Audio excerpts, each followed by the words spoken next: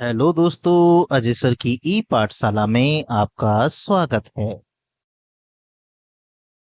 आज हम UP board class 8 गणित विषय की इकाई 1 परिमेय संख्याएं उसकी अभ्यास 1B के शेष बचे हुए प्रश्नों को सरल करेंगे।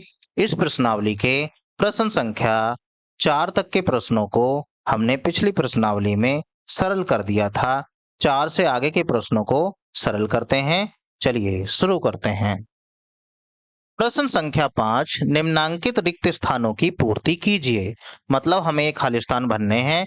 खाली स्थान को भरने के लिए यहाँ पर प्रगुणों का ही प्रयोग किया जाएगा। योग के प्रगुण, योग के प्रगुणों से संबंधित मैंने एक अलग से वीडियो बनाई हुई है जहां पर परिमेय संख्याओं पर योग के प्रगुणों के बारे में बताया गया है। अगर आपने वो वीडियो नहीं देखी है तो उस वीडियो को अवश्य देखिएगा, जिससे आपको इस प्रकार के प्रश्नों को करने में आसानी हो। पहले नंबर 1 देखिए, यहाँ पर एक रिक्त स्थान दिया गया है, उसके बाद दिया गया है माइनस का 12/7। फिर दूसरी तरफ माइनस के 12/7 को पहले नंबर पर ले आए हैं और दूसरे नंबर पर आ गया है 5/-11। इसका मतलब होता है कि यहाँ पर क्रम को, यहाँ पर देखिए माइनस के 12/7 दूसरे नंबर पे है, यहाँ पहले नंबर पर आ गया है। इसका मतलब यहाँ पे क्रम बदल दिया गया है।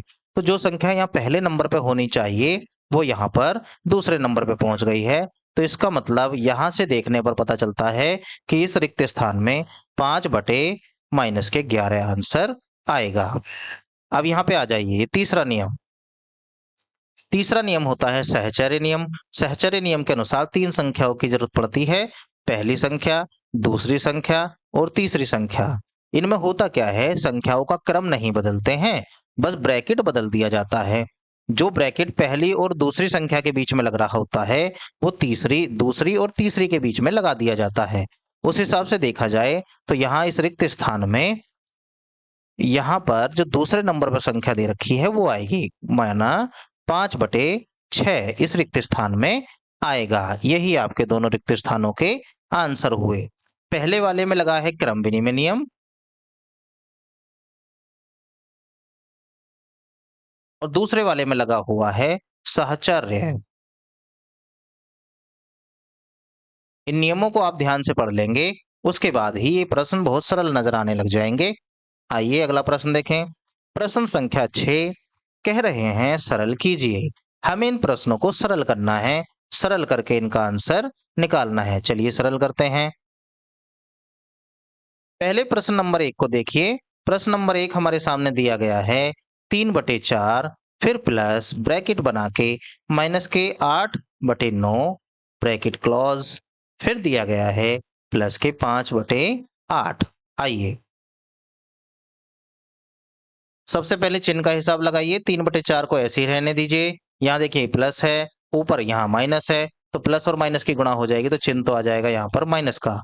8/9, फिर आइए प्लस 5/8। सबसे पहले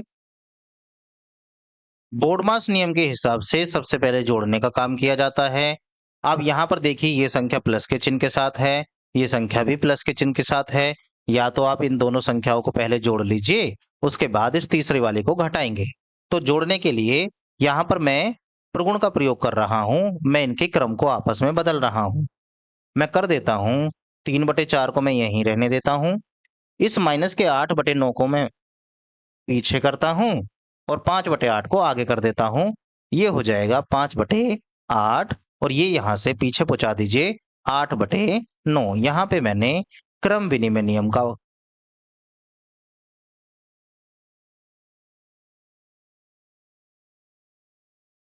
प्रयोग किया है, क्रम विनिमय नियम का प्रयोग किया है। अब देखिए पहले इन दोनों संख्या को जोड़ लीजिए। दोनों को जोड़ने के लिए दोनों के हरों को एक जैसा बनाना पड़ेगा। यहाँ 4 है, यहाँ 8 है, छोटी संख्या है 4, 4 के पहाड़े में 8 2 बार में आता है, तो इसका मतलब इसमें ऊपर और नीचे 2 से गुणा कर लीजिए। ऊपर और नीचे 2 से गुणा करने पर ये हर एक जैसे बन जाएंगे। चलिए यहाँ बनेगा नीचे 8, ऊपर बन जाएगा 3 दूनी 6 और ये बन जाएगा 5/8 और माइनस के 8/9। 9। आगे बढ़िए। अब देखिए इन दोनों के हर हो गए हैं एक जैसे, हर एक जैसे हो गए हैं तो हर को लिखिए एक बार, ऊपर वाली संख्या को आपस में जोड़ दीजिए और ये 8/9 ये दोनों आपस में जुड़ जाएंगी तो बन जाएगा 11/8 और ये माइनस का 8/9। अब देखिए अब दोनों के हरों को फिर से एक जैसा बनाना है। हरों को एक जैसा बनाने के लिए दोनों का लहसा लिया जाएगा और जब लहसा लेंगे तो लहसे यहाँ पर 72 आएगा। चाहे आप इस तरीके से दोनों के लहसों को निकाल सकते हैं, ये 72 आएगा। जब 72 आएगा तो इसका मतलब दोनों के नीचे 72 बनाना है। 8 में कितने से गुणा करें कि 72 बने? वो होता है 9। ऐसे ही 9 में कितने से गुणा करें कि बने 72? ये होता है 8। चलिए गुणा करिए इनकी। 11 की 9 में गुणा करते हैं, 11 9 99 होते हैं और नीचे 72। ठीक ऐसे ही 8 की 8 में गुणा करते हैं, 8 8 64 और नीचे होता है 72। चलिए क्योंकि दोनों के हर एक जैसे हैं, इसे 72 को एक बार ही लिखिए और यहाँ पर 99 माइनस 64 यानी कि 99 में से 64 को घटाना है। घटाइए 5 3 35। कुल मिला के यहाँ बनेगा 35 और नीचे बनेगा 72। ये आपका आंसर हो जाएगा। चलिए दूसरा प्रश्न देखें इसका। दूसरा प्रश्न दिया गया है माइनस के 9/10 और प्लस के 22/15 और फिर दिया गया है प्लस के 13/-20। आइए इसे भी सरल करते हैं। सबसे पहले लिखिए माइनस के 9/10, फिर दे रखा है 22/15 और फिर दे रखा है, देखिए यहाँ पर माइनस का चिन्ह नीचे दिया गया है तो आप माइनस के 1 से ऊपर और नीचे गुणा करेंगे तो ये चिन्ह ऊपर पहुंच जाएगा। मैं इस चिन्ह को डायरेक्ट ही लिख देता हूं, माइनस के 13/20। चलिए माइनस के 9/10 और ये हो जाएगा प्लस 22/15। या प्लस और माइनस की आपस में गुणा हो जाएगी तो माइनस आ जाएगा 13/20। अब ध्यान से देखिए, सबसे पहले बोर्डमास नियम के हिसाब से जोड़ने का काम करते हैं, लेकिन यहाँ दो संख्याएं जो हैं ये माइनस में आ गई हैं और ये प्लस में है तो आप इन दोनों को भी सरल कर सकते हैं। इन दोनों को जोड़ने का काम है, हम तो जोड़ने का काम ही कर रहे हैं, क्योंकि चिन्ह अलग हैं तो वो घट जाएंगे, वो अलग बात है। हरों को एक जैसा बनाएंगे। सबसे पहले ये है 10, ये है 15, दोनों का हरों का लहसा निकालेंगे, वो आएगा 30। तो 30 10 में कितनी गुणा करने पर आता है? 3। 3 से ऊपर 3 से नीचे। ऐसे ही 22/15, 15 में कितने से गुणा करूं कि 30 बन जाए? वो होता है 2। आइए इधर आ जाइए, 13/20। चलिए इसे सरल करेंगे। 9 तिया होते हैं 27, माइनस के 27/30 और यहाँ पर 22 दूनी 44। यहाँ पे आ जाएगा आपका 44 और नीचे हो जाएगा 30 और माइनस के 13/20 अलग से दे रखा है। आइए इन दोनों को हरों को एक जैसा बना लिया है। हर को लिखिए एक बार, ये हो जाएगा माइनस के 27 और प्लस के 44 और ये हो जाएगा माइनस के 13/20। चलिए आगे सरल करते हैं।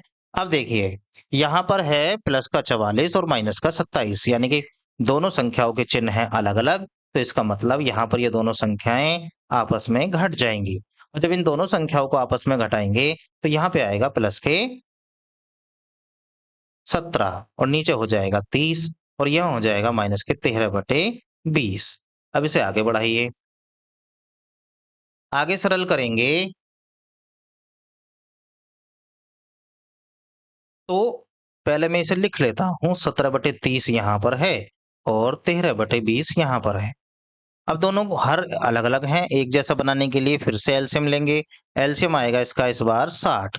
इसका मतलब दोनों के नीचे बनाना है 60 और 60 बनाने के लिए 30 में कितने से गुणा होगी और 13/20 में कितने से गुणा होगी? 3 से। चलिए सरल करें। नीचे बनेगा 60, ऊपर बन जाएगा 17 दूनी 34। ऐसे ही इधर आ जाइए, माइनस 13 39 और नीचे बन जाएगा हमारा 60। अब देखिए हर दोनों के एक जैसे हैं, जब हर एक जैसे होते हैं तो हर को एक ही बार लिख लेते हैं और ऊपर 34 में से घटाना है 39। 34 में से 39 घटाएंगे, माइनस का 5 बचेगा, ये 60। 5 एकम 5 और ये 12 बार इससे कट जाएगा। कुल मिला के आंसर आया माइनस का 1/12। ये आपका इस प्रश्न का आंसर हो जाएगा। आशा करते हैं ये प्रश्न आपको अच्छे से समझ आया होगा। अब हम अगला प्रश्न सरल करेंगे। प्रश्न संख्या 7।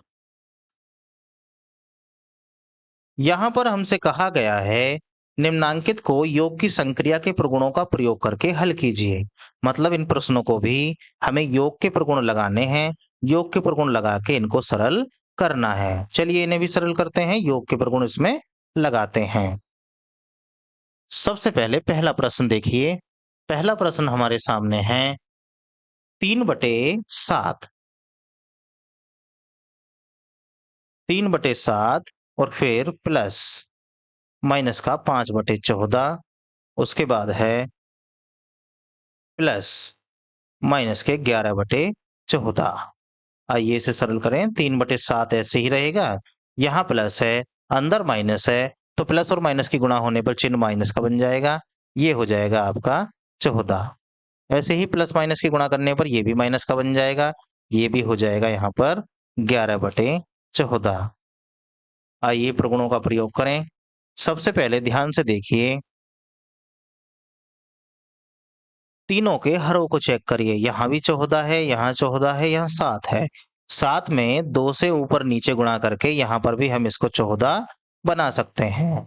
चलिए, तो यहाँ पे हो जाएगा 3 दूनी 6, ऊपर 6 नीचे 14, फिर माइनस 5/14, फिर माइनस 11/14। आइए आगे चलते हैं। देखिए तीनों के हर हैं एक जैसे। जब तीनों के हर एक जैसे हैं, या तो आप तीनों को एक बार में ही 14 नीचे लिखिए, ऊपर 6 माइनस 5 और माइनस 11 ऐसे करिए।